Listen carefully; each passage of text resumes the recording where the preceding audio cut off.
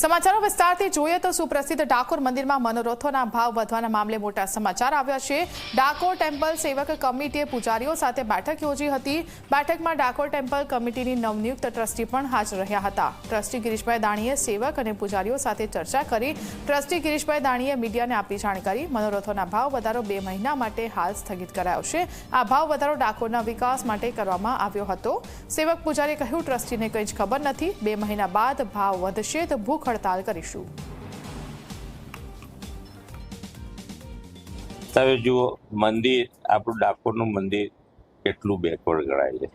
જાઓ દ્વારકા જાઓ સોમનાથ જાઓ। અરે હું તો કહું જોઈએ, આ બધું બરોડા કરે છે એ મંદિર પાવાગઢ છે, કેટલા રૂપિયા ત્યાં આવે છે। આ મંદિરની આવક થોડીક બી સુધરશે તો અહીંયા તો નગરપાલિકા કોઈ કામ કરતી નથી।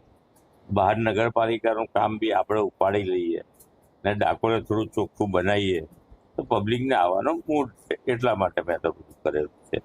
એટલે આ લાગો જે વધારશો એનાથી પૈસા આવશે એ પ્રજાહિતમાં વપરાશે। પ્રજાહિતમાં વપરાશે।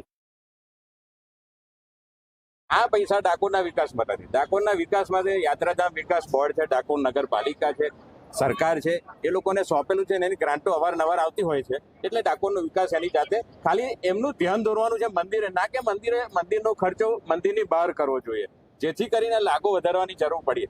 લાગો એટલા માટે અમે ના કહીએ છીએ કે મંદિરની અત્યારે મંદિર પર કોઈ આફત નથી કે કોઈ એવી ઇન્કમ સોર્સિસમાં ઘટ થઈ હોય મંદિરને, એટલા માટે મંદિર જેમ યથાવત ચાલતું હતું અને બરોબર આગળ ચાલવાનું જ છે અને આવકનો કોઈ ઘટાડો નથી। કેમ કે અમે પગાર પૈસો લેતા નથી, સ્કીમની અંદર ઉલ્લેખ નથી અમારા પગાર પૈસાનો।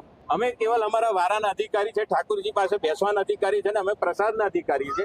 પણ અમે જે યજમાન વૃત્તિથી જોડાયેલા છે એટલે ક્યાંક ને ક્યાંક જ્યાં જ્યાં લાગો વધ્યો છે ત્યાં અમારા પેટ પર પાટું પડે એમ છે। એટલા માટે અમે ટ્રસ્ટ મંડળનો વિરોધ